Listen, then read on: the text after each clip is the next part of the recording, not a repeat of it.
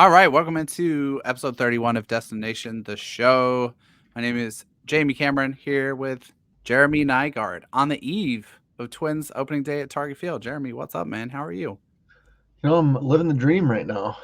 It feels like winter again, which is sad. But Brutal. baseball season starts tomorrow in the city, so that's exciting. Hopefully there's some sun. Hopefully there's some hits.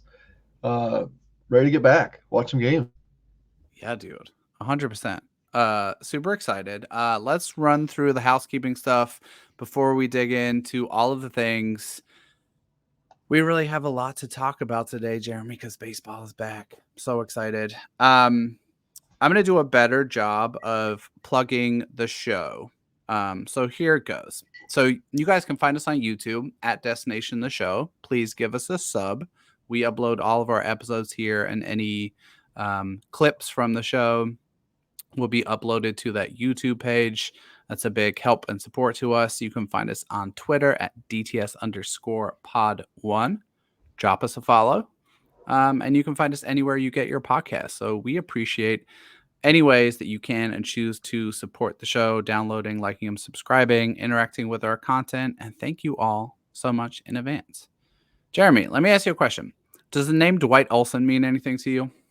It doesn't.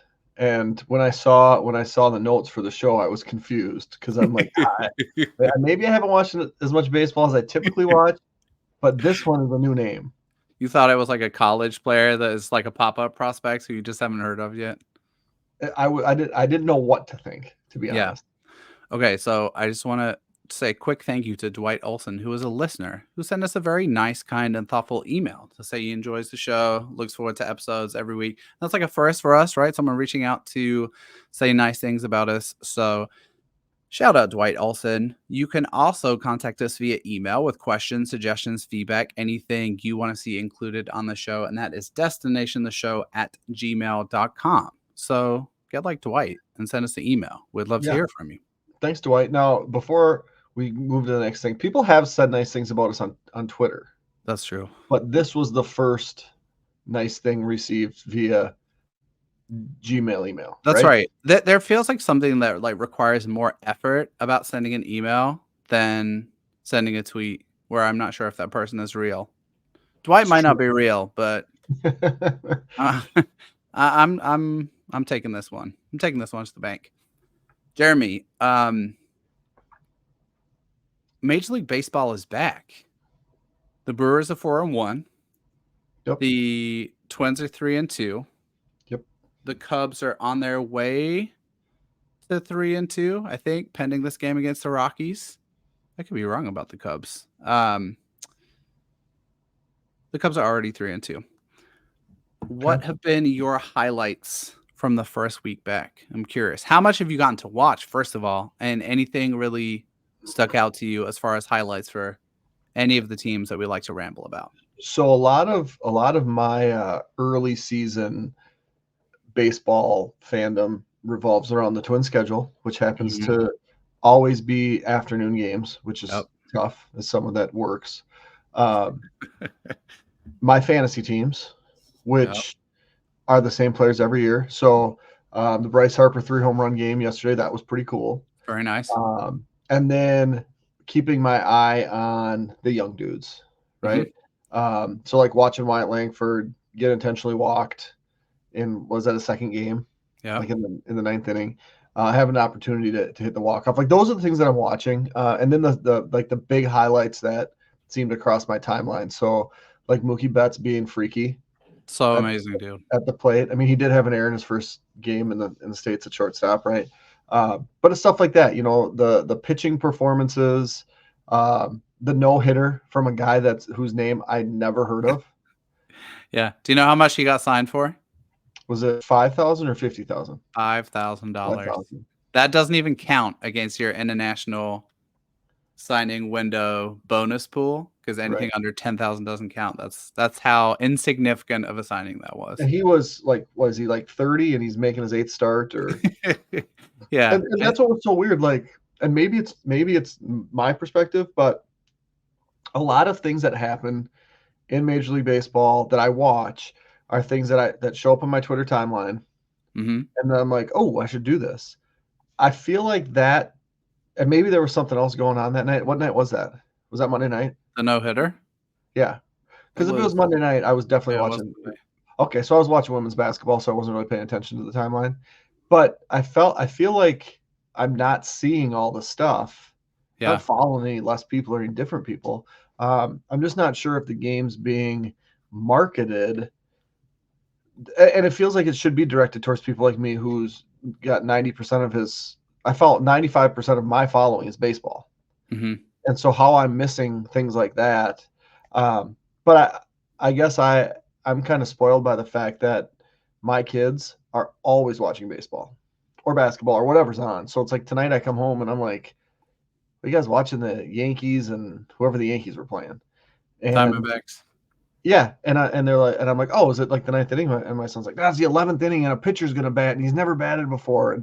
And so I'm catching up on stuff that way. But Sounds it's just amazing. weird because spring training felt so long, and it just we're lucky enough to have MLB TV, so we can watch all the games. Mm-hmm. But it just almost feels like it's too early. You just what I don't want to see in the next 3 weeks. Wins are great, big games are great. I just don't want to see the big names getting hurt. Like That's Royce the part. Lewis. Yeah, well, any more. I don't want to see any more big names get hurt because that's what makes it. That's what makes baseball fun are the big names, For sure. and so I'm hoping that can be avoided. Yeah. I'm with you, dude, for sure. My theory on what you just said really is that the rhythm of the season hasn't really hit, right? So like we'll use the Twins as an example. They had one game in KC, day off. Two more games, day off, travel to Milwaukee. Like it's the beginning of the season is so broken up for so many teams. I feel like I have not adjusted, and we may not have adjusted to that schedule. Um, I'm with you on the players not getting hurt thing too, and I actually do want to talk about that in a second. But I do have to shout out the Shota Imanaga debut for the Cubs. That was definitely one of my highlights so far.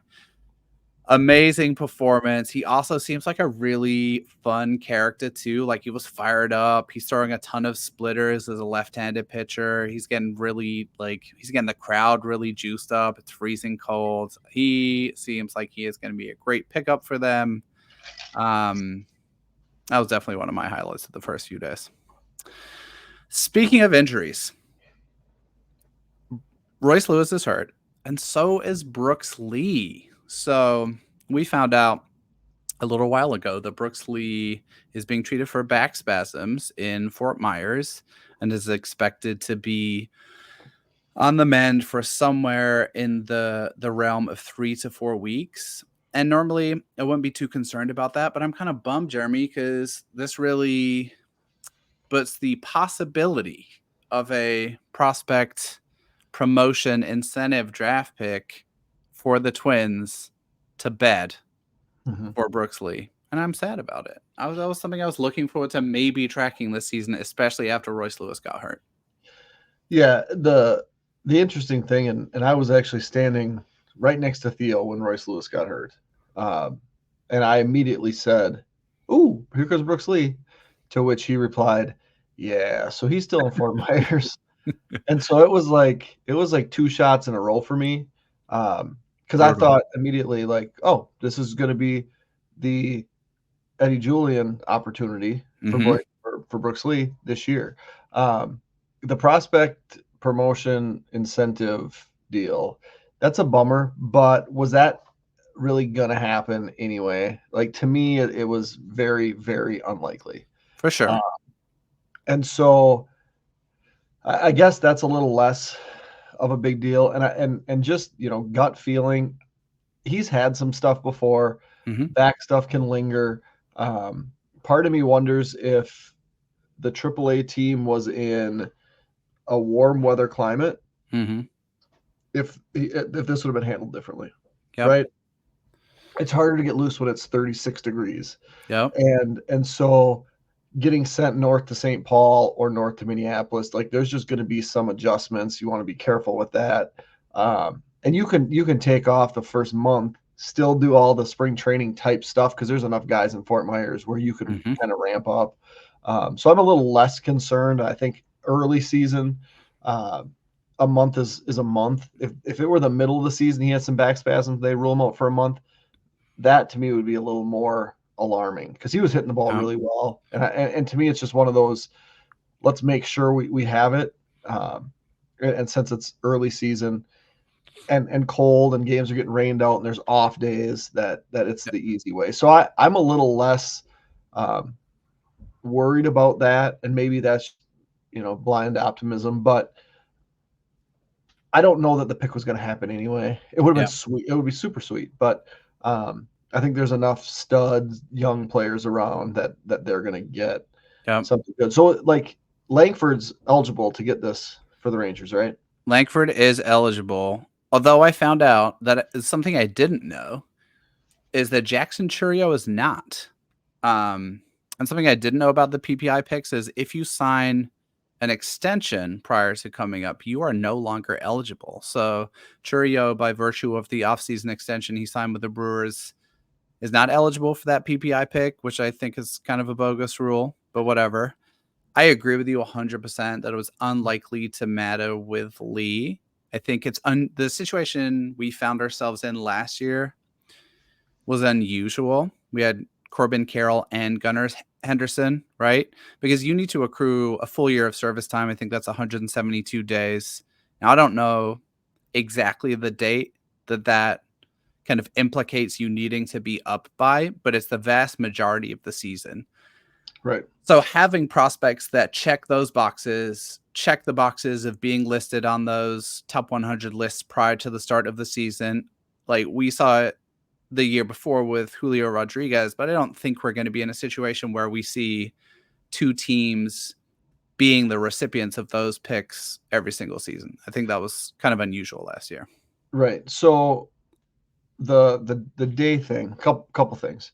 172 days to get a full season. The MLB season, and I haven't looked at this year's schedule, is usually between like 186 and 188, 190.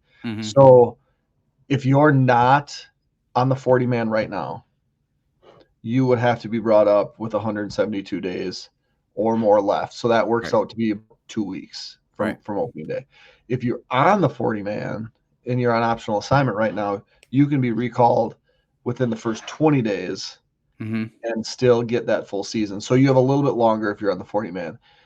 You say you don't like the rule. The idea, though, is an incentive to promote your guys, right? Once you sign them to a long-term deal, you're going to call them up. So to me, when you sent me that message and I was like, I guess I didn't know that. I kind of thought that because the incentive to call up the guys that have signed these deals was you signed them to the contract, and now you can do whatever you want with them because it's not going to matter because they're already locked in. Yeah. And so I don't know that that's a bogus rule. I think if players are willing to sign that deal, that's good for the team. You don't get the pick too. So yeah, and would Langford have not come up if that pick, the possibility of that pick wasn't tied to it? I would guess you 100% would bring him up at the 21-day mark or the whatever day mark to get that extra year of control. Yeah. And so that's the incentive. And we'll see, we should move on, but we'll see. I'm really interested to see how this plays out long-term with certain guys and where the organization currently sits, how that might play into it. Like, let's take another example, right? Colson Montgomery is a shortstop prospect with the White Sox who is starting the season in Double-A.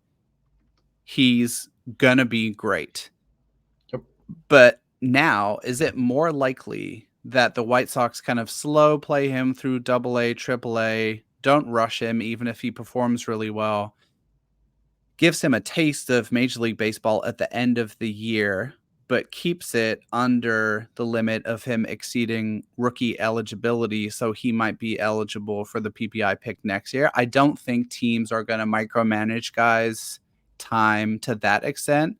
But there's also this kind of reverse effect where organizations that are not in a good situation, like the White Sox, don't really have an incentive to move their guys really, really quickly. So I'm curious to see how it plays out. it would have been something fun to monitor with Brooks Lee, but you're absolutely right. It probably wouldn't have mattered. Last two things before we talk minor league rosters. MLB released draft bonus pools yesterday and international signing window bonus pools for the 2025 signing period. So if folks are interested in those, you can find a bit of quick hitter up at Twins Daily, Brewer Fanatic, and Northside Baseball, covering the Twins, Brewers, and Cubs kind of financial situations and how they stack up against the rest of Major League Baseball. I think that the headlines are the Twins and the Brewers are in excellent shape, and the Cubs are in their typical no man's land. Yep. But you and I are going to dig into that next week and do an entire episode on bonus pools, draft slots, international bonus pools, how all of that works in relation to the draft. And that's going to be one for the nerds. So we're not going to talk about it much today, but an hour of bonus pool chat next week, Jeremy. Can I sell you on that? Yeah, it's gonna be tough to keep it at an hour because I think I gotta just keep talking. Last thing here. Let's go. Consensus board is a real life thing now. So this is really exciting. I gotta give some love to Brock real quick, who's on vacation. I saw a picture of his family at Wrigley Field tonight. Looks like he is cold. This is the consensus board that is actually like a real life thing on websites now. So it's actually up at 4 places. You can find it at Twins Daily, Brewer Fanatic, Northside Baseball, and Fish on First, which is a Marlins affiliated site. So it's really cool to see this at places. And so we've touched on this, but a quick kind of summary of what this is. I basically put all of the public facing draft board together to make a composite ranking. So what you're looking at is a top 50 board for now of what's like the summary of all the public facing boards. You'll find player information in the bar on the top, and then write-ups that I've been working on since about February. That There's kind the of number speak one to. prospect right there. There's the number one prospect. Who's There's number the 3? number one prospect. He's not number 3 anymore, No. which is the funny thing. Obviously, this board tends to lag, right, behind the public boards a little bit because it takes me a little while to update all of this. But right now, sits at 50, 50 write-ups. He's not your best pitcher either. That guy's a stud. So Theo is scrolling through, but anyway, I just wanted to give a plug for this for folks to check it out. Really detailed, in-depth write-ups of these top 50 guys. I have already written up 75 on the back end, so there is going to be a fairly major update soon. And full transparency on my back end board, I have 305 prospects listed out now, so Brock's gonna kill me. But this is going to expand. I think we're going to try and make these write-ups collapsible. The beautiful thing about it is that this can basically be updated overnight now. So I can mess with the order, add 3 or 4 or 5 profiles at a time. So I got one other piece of want, because I'm going to use this probably more than anybody. Because I'm a sick person. I love and you didn't talk about this. If Theo goes all the way back up to the top, right here at the very top, you have the click to the Twins picks. Mm-hmm. So wherever the Twins draft, that number, who's ever on the board, would go there. So if Theo clicks on round 1, it's going to go to the position that the Twins are drafting in round 1. So I'm going to click. There we go. So Twins are drafting 21. There's the guy. You actually mentioned this guy. I think you took him in our. I did. I love Craig Savage. He's going to go higher. What we need now is we need a back to top button. Sure. Because I was clicking on them to see, like, this is sweet. Who are the Twins going to take? And then I'm like, I got to scroll all the way back up. So for the guy that's going to use it probably more than anybody, I need a back to top, because that's sweet. Like, that's on draft night. People are going to refer to this. Yep. And not just me, like everybody. So you're just like going to be tired of looking at it because you're going to spend hundreds of hours staring at this. And I'm going to love it because it's a great tool. And you put way more time into it than you probably should, which is why I like it so much. But I'm excited. And when you said 305, I'm like, okay, now I don't ever have to think about BA's top 500 because I'm just going to get Jamie's top 500. You are. I don't know how many we're going to roll out into the final list. That's like something I have to negotiate through with Brock, but I'll say it publicly here. My intention is to write up, like in this level of depth, right up between 150 and 200. And then the rest will just be kind of listed out in order. So folks can at least say, this guy was like the consensus 266th ranked player to get a sense of where they were in the draft pool and what places may have ranked them or not. So if I get a vote for your final list, yeah, we're talking about 300 in the top 10 rounds, right? Give or take, because you have the comp picks, you have the forfeited picks, you have the supplemental. I think whatever the number is for the top 10, from wherever you stop writing, if that's 150 or 170 or whatever, to that number 308, that should be where the list just cuts off. Yeah, I think that would be sweet. There's some logic to that. I think last year I had about 310, so about 10 rounds, and it was really accurate through about 6 or 7. Yeah. I think through 6 or 7, it was like 90% of the people drafted were listed out on that board, which is a pretty good hit rate. But after that, you get into the weirdo picks, Well, those are senior picks, right?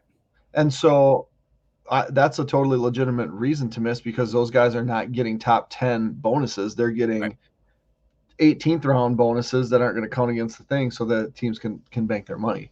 And I think that's the idea. Like if you're not on the top 300 on that board in the top 300 and you're getting picked in the top 10 rounds, you're likely a senior, and that's why you're getting drafted. So it would be the reference thing for people like, well, he's not on the list. Why isn't he on the list? He's a senior. And then on the next day, why are these guys still available? Well, if they're in the top 50, they're not signing, right? Yep. If they're in the top 100 and they haven't got drafted yet, they're going to sign for a ton. And I think that's just how that board's going to break down. So when you say hit rate, like you're hitting 100%, and the ones that aren't necessarily hits for you are because of a reason that teams are playing the board the way that they're playing. And we can go way more in depth next week when we look at those draft pools.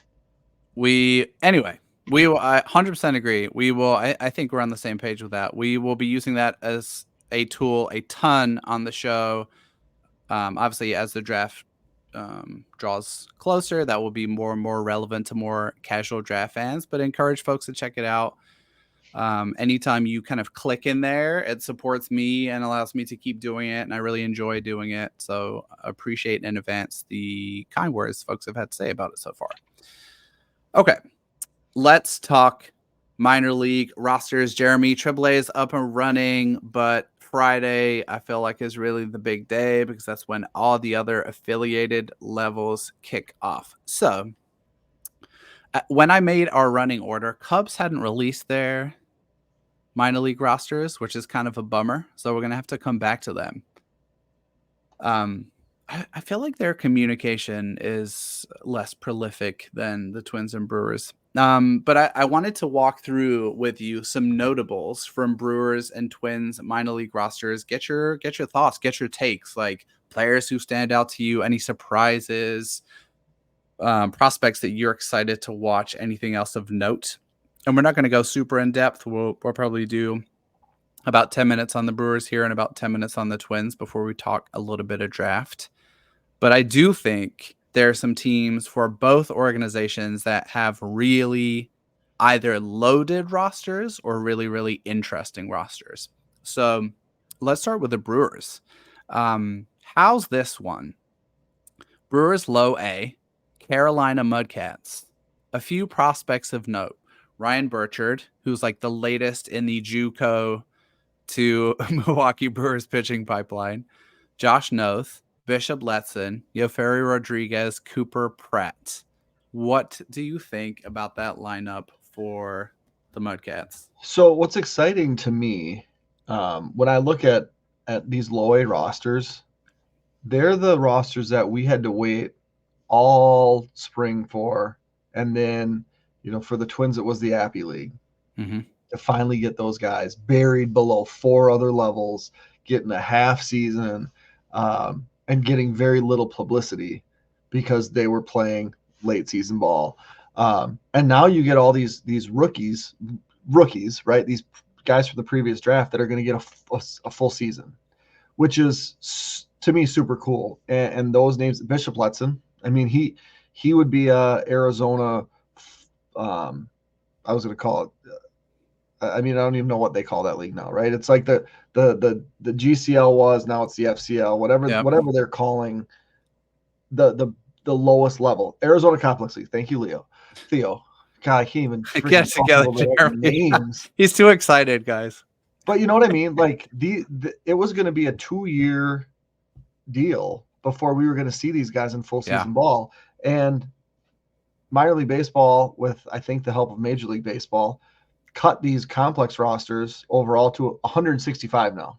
Mm-hmm. So you have 165 guys. Whereas 3 years ago, you had all these extra teams and you probably had close to 230, 250.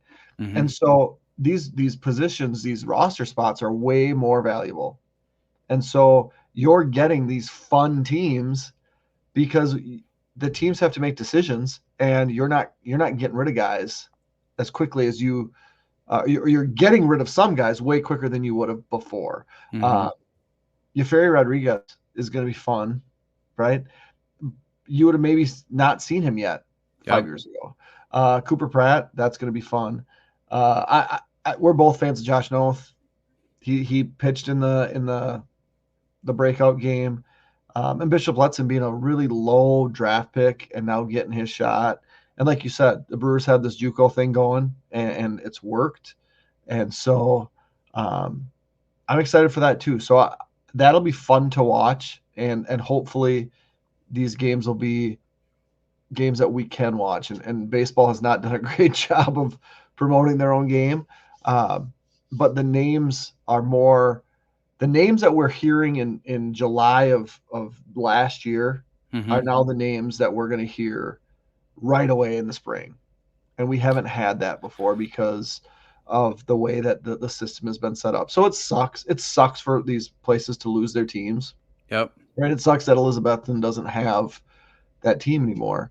But at the same time, I think it's going to help grow the game because the names aren't going to go away for 2 years, right? Aaron Hicks was drafted in the first round, played 2 years in the Gulf Coast League, played a year in the Appy League before he made it to low A. That's wild. And that's never going to happen again because you can't afford to do that. Yep. And so that makes it more exciting. So let's talk about more teams. Yeah, I'm with you. It's tough. It's tough for places losing their teams and folks losing their jobs. It's hard not to be excited about, especially the pitching group here for the Mudcats. I think this is one of the funnest teams in low A in all of baseball. A couple of other notable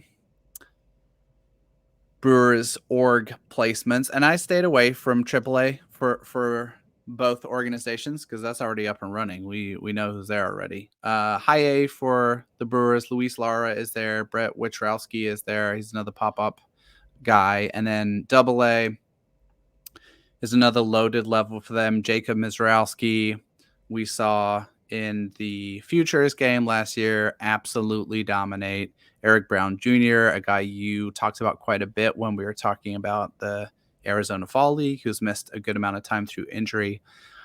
And Brock Wilken, who got to Double A, I think, at the end of last season, is starting out there this year. Love how aggressive they've been with Wilken. He's performed really well, but it's really encouraging to see him start in Double A. And I'm curious if any of these other guys stand out to you as prospects you're excited to watch or think are going to do particularly well this season. Mizrowski is just interesting because he could, if he can throw strikes, there's no reason that he shouldn't be in a bullpen of a team that's competitive. Mm-hmm. And the Brewers bullpen should be pretty good. Anyway, and Devin Williams is going to come back eventually, and if they're competitive, maybe he stays down. But an arm like that can be really beneficial to any bullpen at any time. And Brock Wilken, I mean, you go from Wake, being as good as Wake was last year to Double-A. That's not a huge ask. Mm-hmm. The one thing that I'm going to be very curious about, and it'll all work itself out over the course of the next 5 years, the Brewers seem to have so many third basemen. For sure. And so where do these guys go? Do they get an opportunity to play some short? Do they stick them in a corner outfield? Do they move them across the diamond? Trade for a starting pitcher for the back end of their rotation. That too, right? But they have to do something to show that they have the value to move for that. Yep. And so, I think Wilkin will probably play a ton of third because there's more value with third. Yep. But totally strikes me as a guy that could be a first baseman, maybe be an outfielder, right? Braun moved from third base to the outfield. Mm-hmm. And so or did Braun move from outfield to third base? He might have moved it in. Either way, I mean, that's something that they have to decide, and they don't have an obvious third baseman. So Braun was third to left field as okay. Theo's always coming through. Was so Cabrera was left field to third base, right?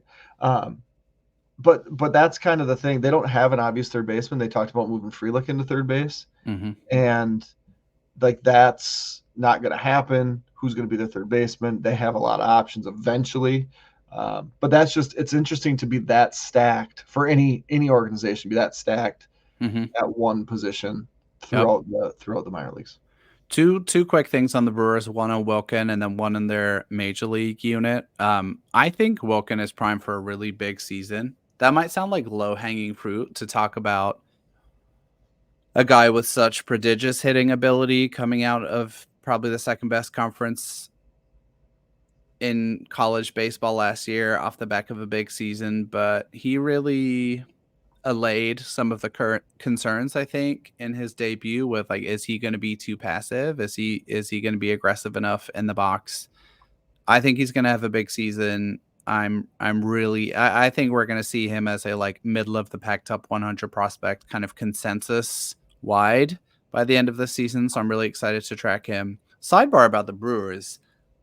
I have been super impressed with their major league team so far.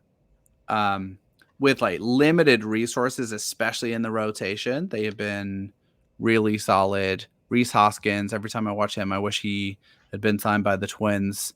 And just super aggressive on the bases. Really fun team to watch. I've been enjoying them a ton. So a question for you. The slide was ruled legal.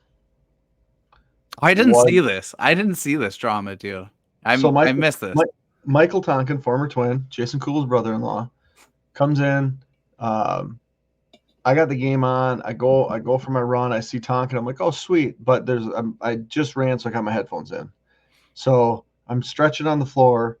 I look up, game's still on. I get a text from a buddy, and he's like, was that slide dirty or clean? And I'm like, what are you talking about? So I hit rewind. It all happened when my head was down. In my opinion, the rules in place to eliminate that type of slide. McNeil set up behind the base, and Hoskins starts his slide this far in front of second base. He's reaching back to hold on to the base, which is why it was legal, because he was still within, distance of the bag. But it's not 1980 anymore. You can't look like you're going to hurt somebody. It looked like he wanted to hurt McNeil. McNeil freaks out, screaming at him. Hoskins does the old crybaby thing, and then hits a home run. He gets thrown at, hits another home run. And so maybe he didn't hit 2 home runs, but it felt like he hit a lot of home runs. In my opinion, it was super dirty, borderline illegal. But there's a lot of bad blood between Hoskins and the Mets, and so I don't think Hoskins was ever leaving the National League because he wants to get as many shots at that team as possible. I love the drama. The bench is clear. More. Yeah, I just don't want. I don't want. McNeil missed a bunch of the season. I don't know if that was last year or the year before. I don't want guys blowing their knee out because someone's sliding aggressively into them on an obvious out. You're going to have Brewers people yelling at us for this rant. That's okay, because I told my Brewers friends Brewers fans' friends, like that's dirty. Just I would, if it was a Twins guy that did that, I would say the exact same thing. Don't do it. Like, don't hurt people. Just beat them. Jeremy has spoken, guys. Dirty slide. Official ruling. Yeah, I thought you would at least have a. I didn't see it. I know that's terrible. That's like one of the like defining events of the first week of the season. I didn't see it. I just saw the reaction and the McNeil being upset, and then the very, very tame bench clearance, which was really just people walking into a big huddle. Yeah, in the middle of the look it up tonight. Send me a message. Okay. Also, Hoskins with the 35 or 36-second jog around on a home run last year. Like he's just begging to take one in the ribs, and I don't love that either. But no, don't like that. That's how it happens. Okay, let's talk Twins. Choose your own adventure, Jeremy. Where do you want to start? You want to start at AA or start at low A? Want to go top to bottom? Low A. Okay. Low A, Fort Myers. This is a very interesting cluster of guys. So we have Walker Jenkins, consensus top 8, 10, 12 prospects in baseball. Brandon Winokur, who's listed on their roster as an infielder, by the way. Make of that what you will. Tanner Hall, that's your guy, one of the best changeups in the 2023 draft class. Basically, every single pitcher they drafted in 2023 in those mid to late rounds. And they just announced I saw John Vitas, the play-by-play announcer for Fort Myers, tweeted out their opening series rotation. It's Ross Dunn, who's a lefty out of Arizona State. Oliver's brother, right? Is he? I believe I heard that, yeah. Oh, wow. I didn't even know that.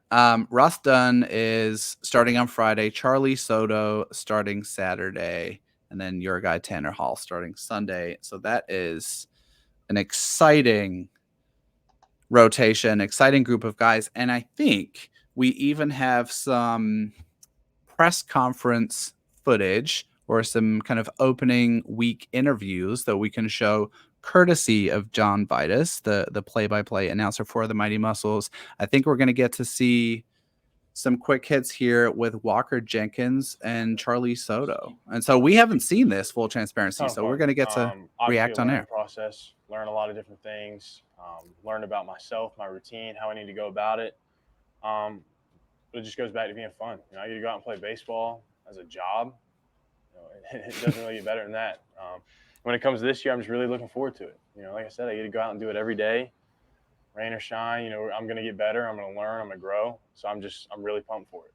Yeah. Speaking of learning and growing, what are you really trying to focus in on this year to continue your success? I know small sample size last year. That's the funny thing. I don't even know. I have a full season ahead of me. This will be my first time playing probably 100+ games in a year, and I think I'm going to learn things I don't even know I'm going to learn. And so that's kind of, I think, I'm really excited for figuring out how to go about it. How to be successful, how to stay healthy, how to do all those things, and just figure it out. Just the process. Who does he give you vibes of? I don't know. Theo says Mike Trout. Yeah, I get the neck size of Mike Trout, but he gives me Royce Lewis vibes. Interesting. Say more. Just like enjoying the game. I get to do this. It's my job. Yeah. I get to play 100 games. I'm going to learn things I don't even know I'm going to learn. Like just this probably going to be infectious joy of playing baseball. Royce Lewis blows his quad and he's like, they're like, why are you smiling? He's like, I just got to be in my first part of opening day. There was planes that flew. Like, just if you want to show up every day and work, which Royce Lewis obviously does, and it's paid off. I'm listening to that and I'm like, man, just talk to Royce Lewis. You two just talk. You probably just, smile at each other because you're having so much fun thinking about what you're going to do tomorrow. Going hitting the ball off the tee and trying to hit it the opposite field.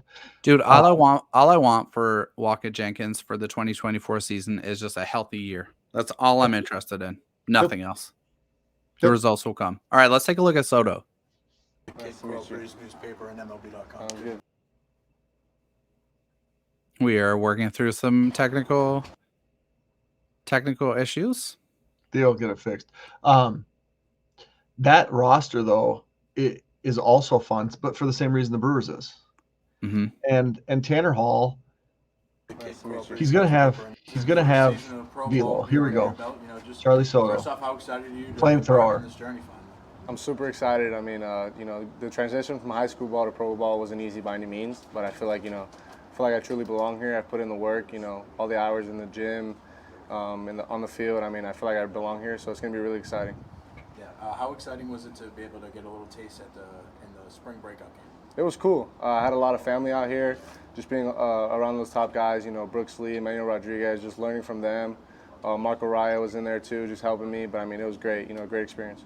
Yeah, you expect a lot of family to hopefully turn up here this season throughout the year? 100%. I mean, I'm not too far from here, only a 3-hour drive, so I'll have a couple family members here for probably every start, to be honest with you. Yeah. You really lit up some eyes on the radar gun there, Yeah.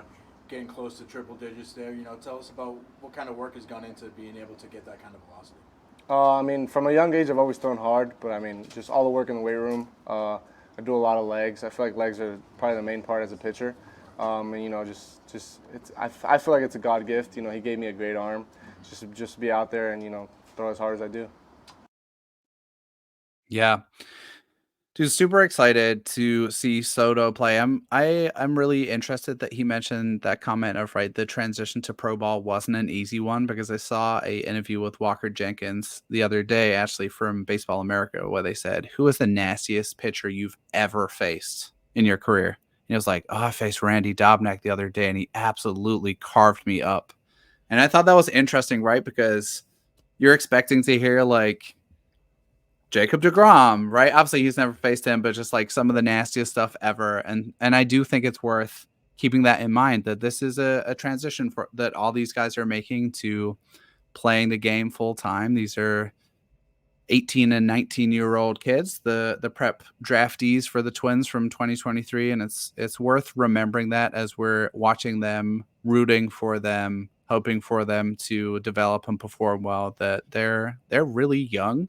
And this is their first taste of this, but I cannot wait to see Soto start on a consistent basis. It's some of the easiest 98 I've seen in a minute. And I like that you mentioned Dobnak too, because he's going to figure back into things. Mm-hmm. He's going to have to. The Twins have 5 starters. He's probably, unless I'm missing someone, the most experienced starter that they have not in their rotation. Yeah, for sure. He's had bad luck with a finger. Hopefully that's passed. And he could certainly figure in. I mean, he's 3 years removed from being the game 2 starter. Mm-hmm. And Theo Butts in the chat here, Dobnak didn't walk anyone in his outing on Saturday, struck out 6 for the Saints. So it looks 5 years removed from starting the playoff game. Man, we're all getting old. That's wild. Okay, let's whip through some of these other Twins rosters, Jeremy, real quick. Cedar Rapids, I think the headline here is the hitters moved up a level, but they're returning most of their rotation. I think that's to be expected because all of their starters moved up to Cedar Rapids about midway through last year. So you've got CJ Culpepper, Andrew Morris, Zebby Matthews all returning. I think I saw in notes today that Zebby Matthews and CJ Culpepper are staying in Fort Myers for another few days just to ramp up, and they'll join a 6-man rotation later after Cedar Rapids get going. You've also got Darren Bowen being named in a 6-man rotation, part of the Jorge Polanco trade. Incredibly interested to see him throw. On the hitting side for Cedar Rapids, Danny DeAndrade off a great season in Fort Myers, Luke Keishall, who moved up to Cedar Rapids at the end of last season, and Ricardo Olivar, who's listed as a catcher. Don't think he's necessarily a catcher, but he can sure hit. Anyone stand out to you on the Cedar Rapids roster? That is a fun one. Real quick reactions. I'm excited to see what pitcher separates himself and gets the call first to Wichita. DeAndrade was a guy that I was super high on last year, and I think if he can continue his success, he's going to figure into the future plans of the Twins. It's just hard to figure in when you're in Fort Myers. Keishall, the more I watch, I read, I see, I listen to, he's going to move up the prospect rankings, right? And I'm not going to let you like infiltrate my head where I believe that because you believe it.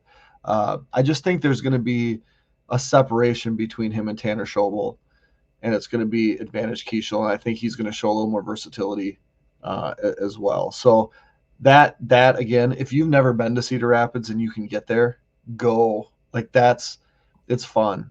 That it's a fun area. There's stuff to do around there, way more than when they were the Snappers of Beloit.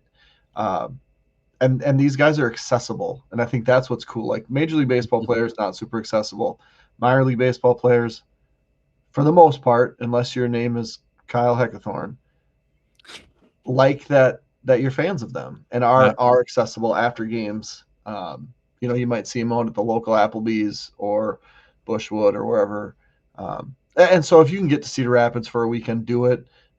See the future Twins and have fun with that. It's a super fun experience. Yes, 100%. Okay, We should do that. Let's do that this summer. A road trip. I'm down Yeah. for sure. Perfect. I'll put my PTO in with my family right now. All right, Wichita. I think this might be the most loaded roster in terms of Twins kind of top 30, top 40 guys.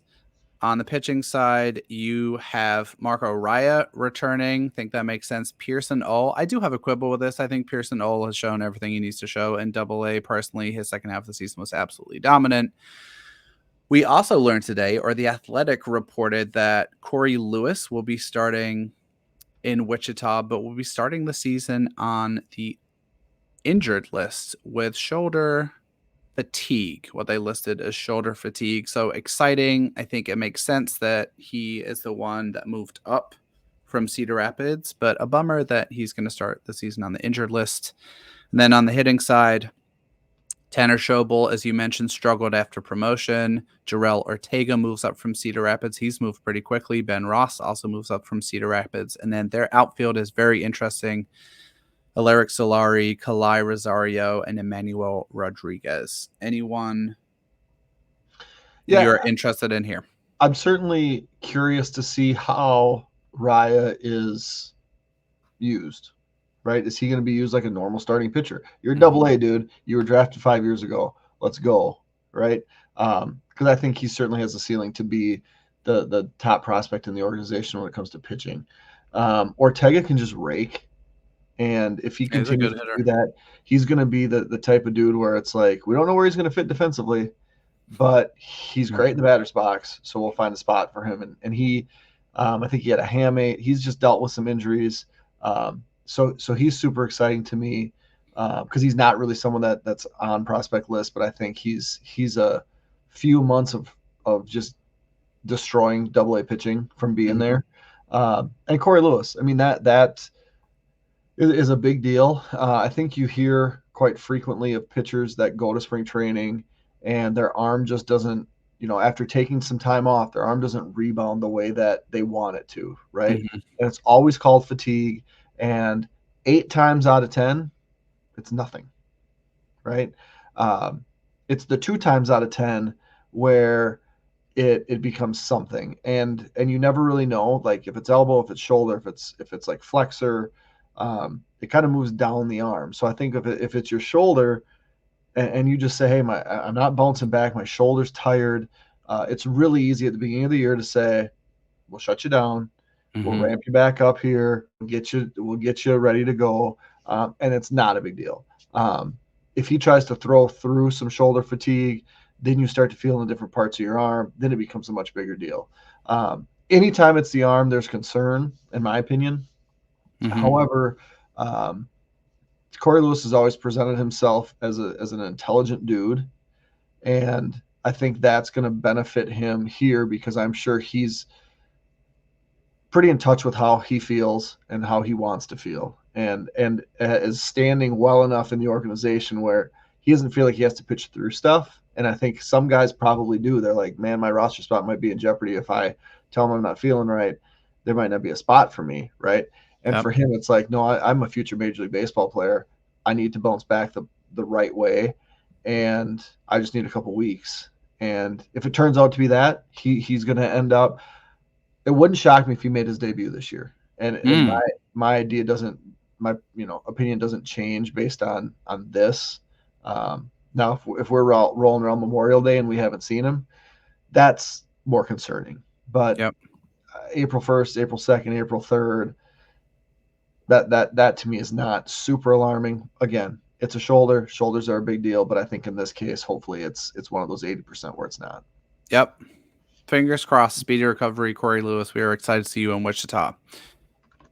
Okay. Want to talk some draft? Oh, one more thing real quick about minor league rosters that I just want to give as a plug for the show. We are going to have access to all of the low A data for all of these guys this season, which is extremely exciting through our friends at True Media.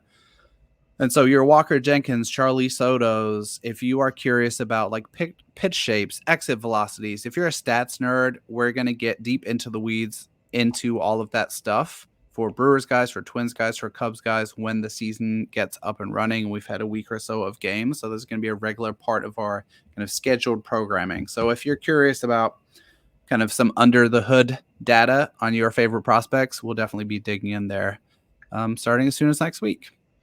Okay, I like draft stuff, obviously.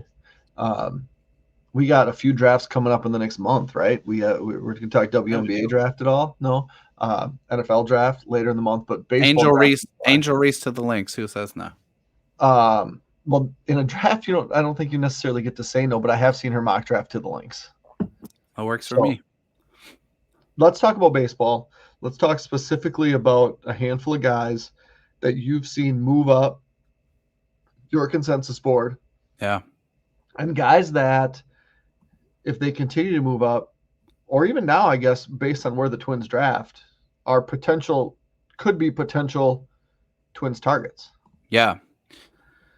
So if Theo gets your board back on the screen, we're talking guys in the 30s here, right? So number 33, Kellen Lindsay, prep shortstop. That's a demographic the Twins have targeted. Yeah, let's talk about Lindsay. So every year, Jeremy, I feel like there is some guys who just suddenly appear on the board out of nowhere who literally weren't there before.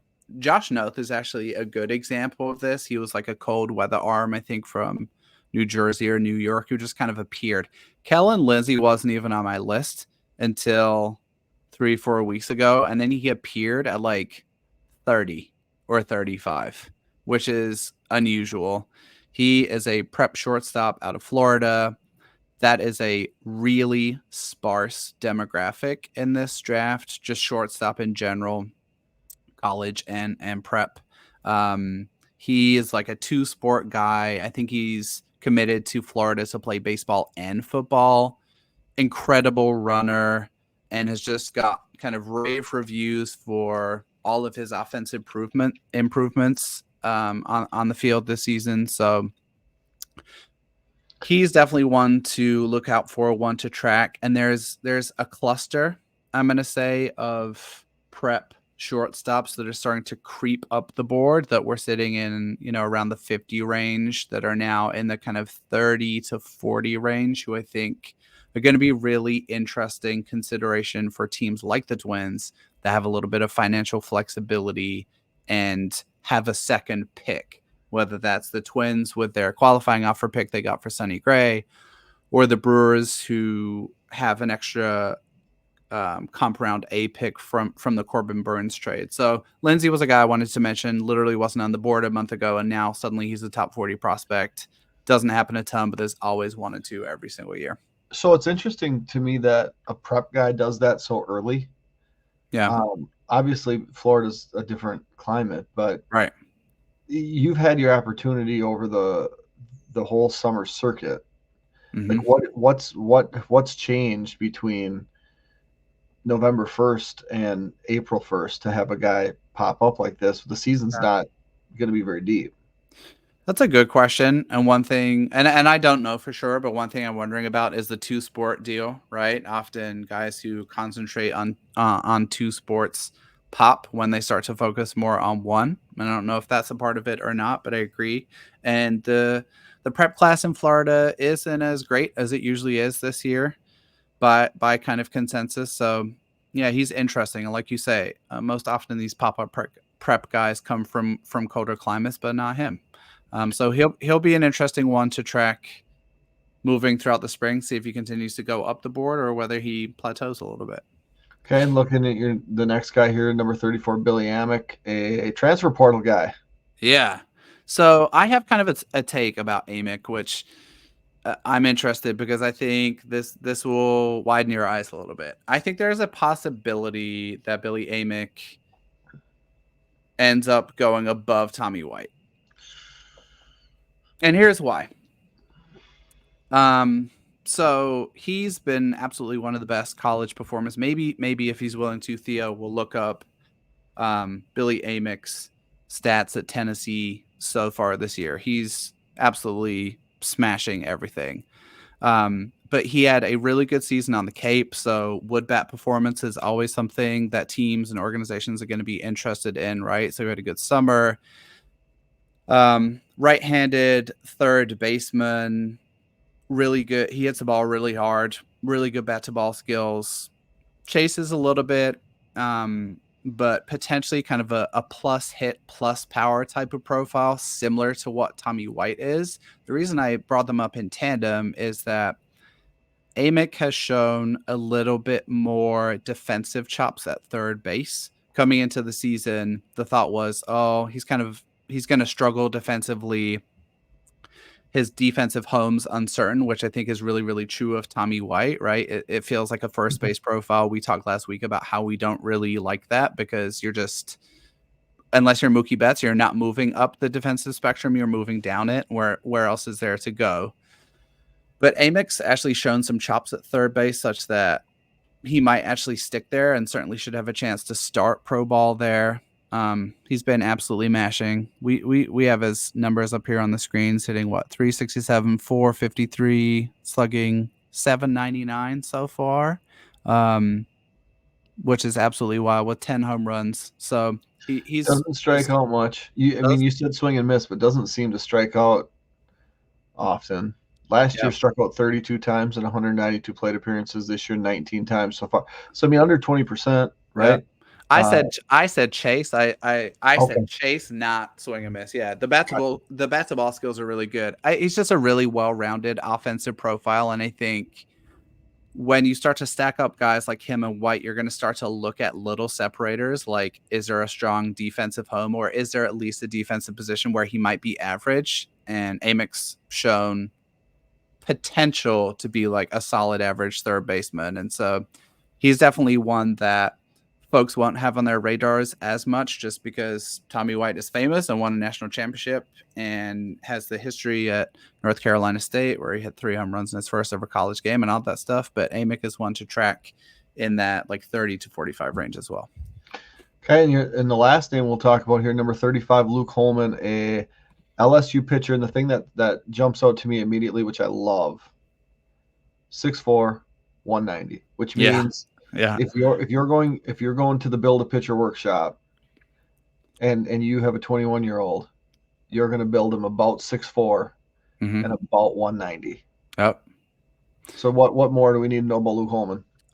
So Holman's really interesting. So he pitches at LSU, so obviously a high-profile school. LSU started out with Thatcher Hurd as their Friday night starter. In college ball, Friday night is your kind of most prolific starter typically, right?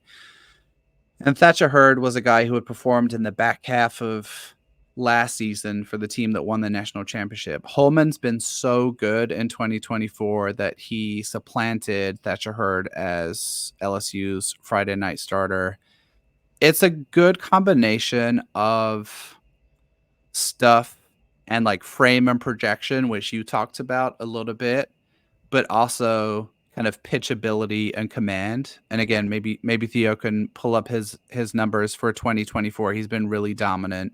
Like you mentioned, like it's a good frame. You're going to get more velo there. He already throws his fastball 93 to 95. It's one of those like good ride fastballs that plays well at the top of the strike zone.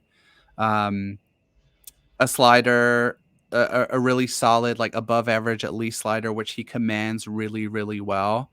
Also has a curveball and a changeup, so he's kind of has an established 4-pitch mix already.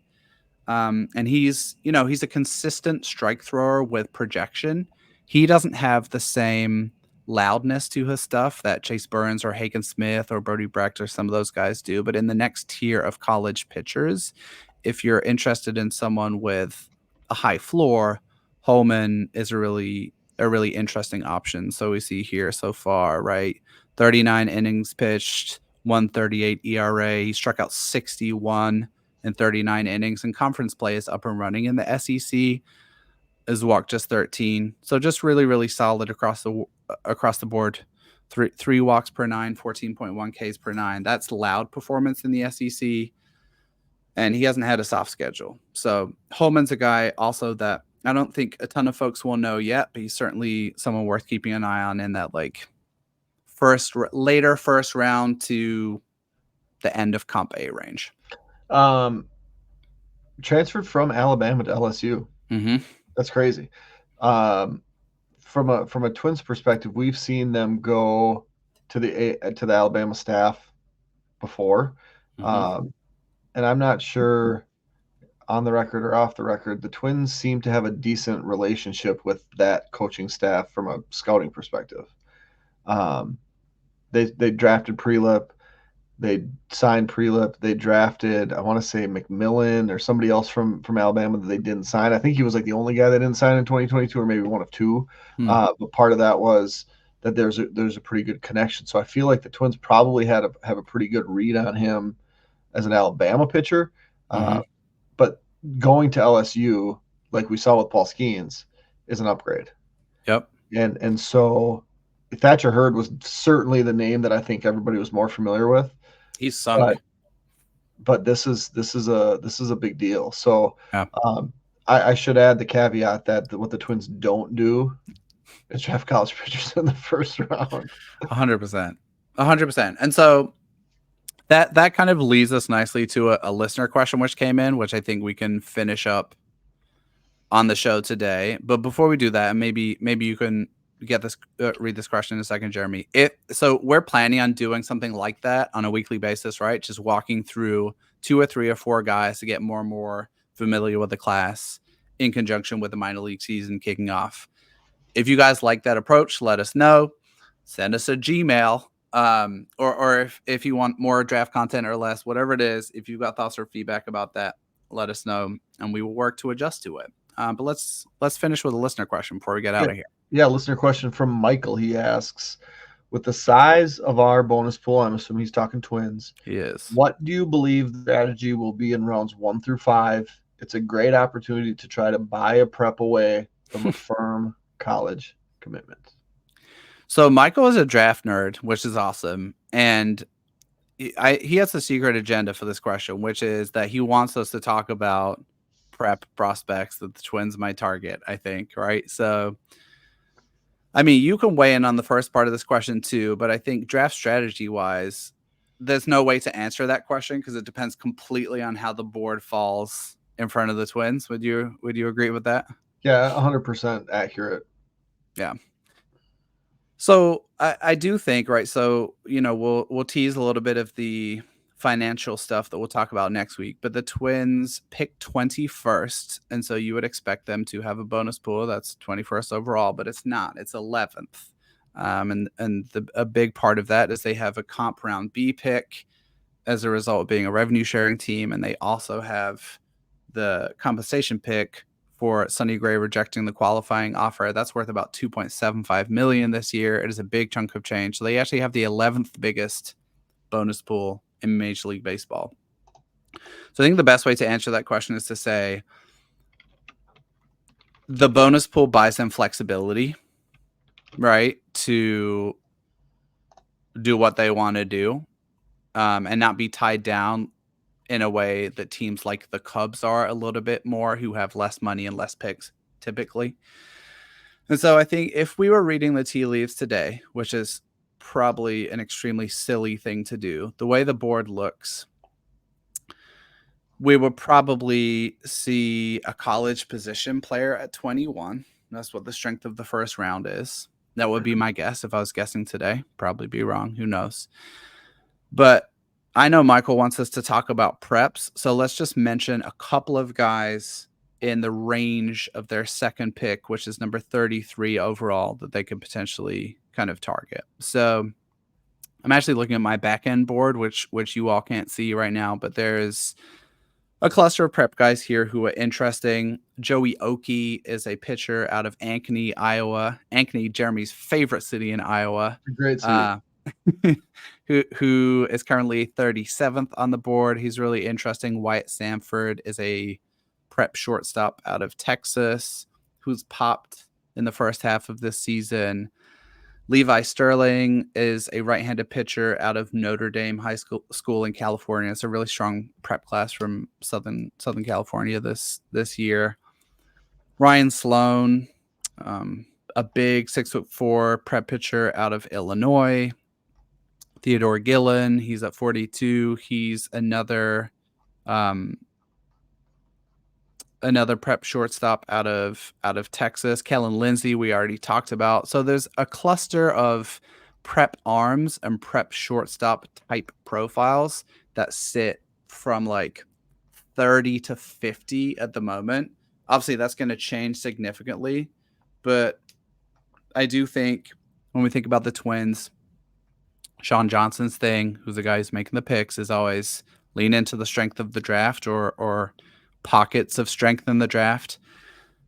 There is an interesting cluster of preps here in between 30 and 45 that could be a strategy the Twins pursue, especially if they take a college position player with their first pick. They'll probably, if that was the case, they'd have a guy that's likely around slot, right? Or maybe even a little bit under, not someone who's likely super over slot. And so they could apply some of their financial flexibility to get one of those prep shortstops or prep arms with their second pick. Yeah, and I think that the big question that the Twins will face as the draft approaches 21 is you're going to set your board, right? And the guys that fall, if they're a college guy, if they're high on your board, you're going to take them. And I think that's just because in every draft it works out relatively in the same way. You're going to have your top X, which is usually 4, 5, whatever. Maybe it's a little bit deeper.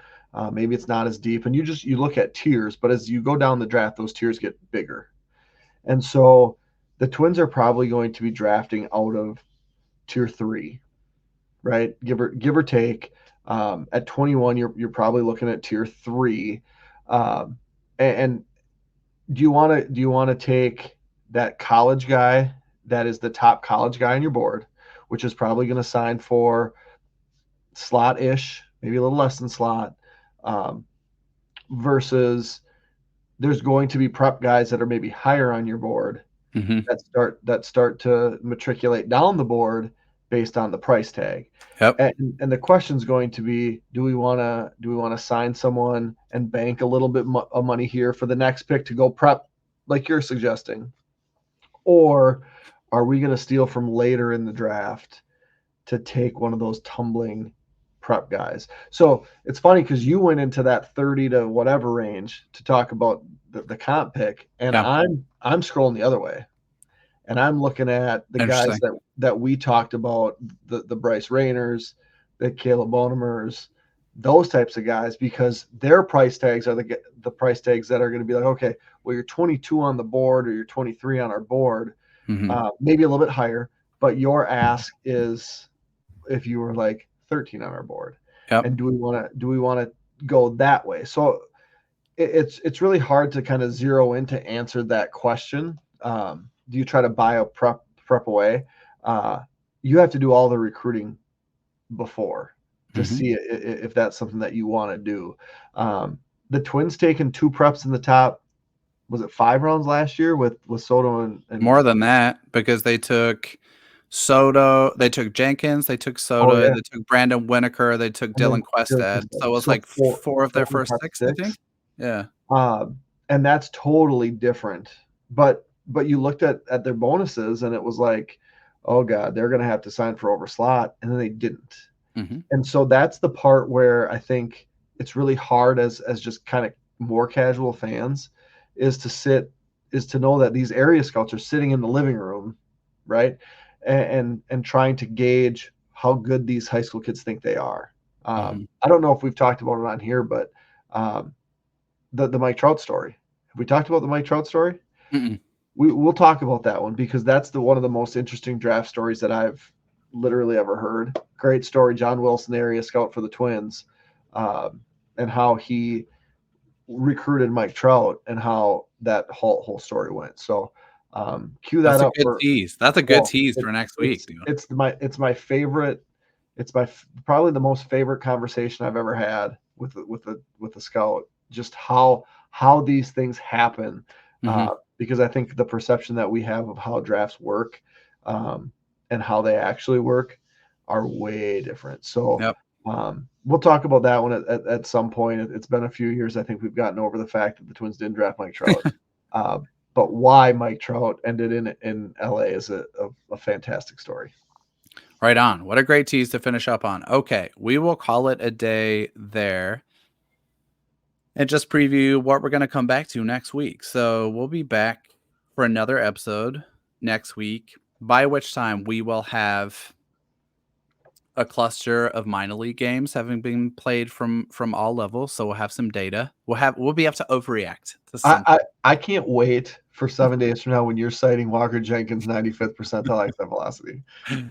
Off of like 3 batted ball events. Yep, I'm going to do them.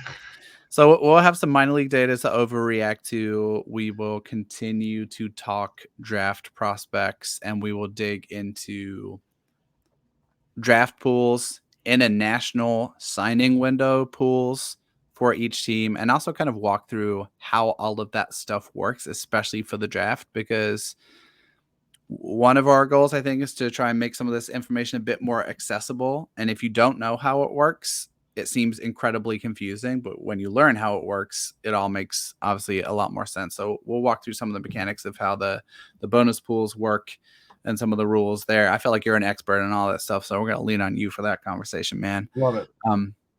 But Jeremy, I will see you tomorrow in person at the home opener. Yeah, what time are you going to get there?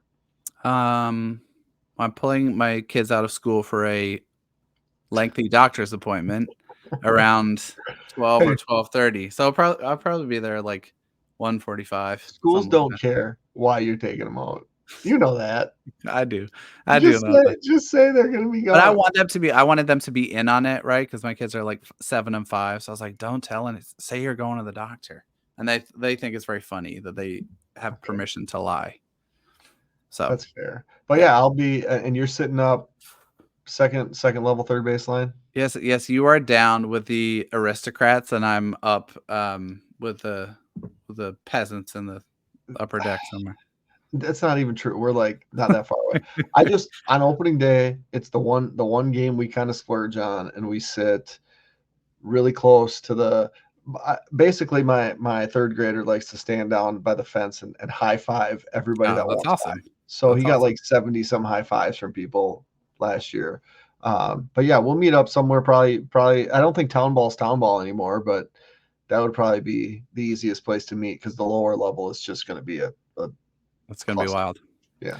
It's going to be wild. Anyway, looking forward to that. In the meantime, thank you guys for supporting the show. Really appreciate it. Give us a sub on YouTube, Twitter, retweet our stuff. Send us an email. We'd love to hear from you. Until next week, enjoy the baseball. Catch y'all later.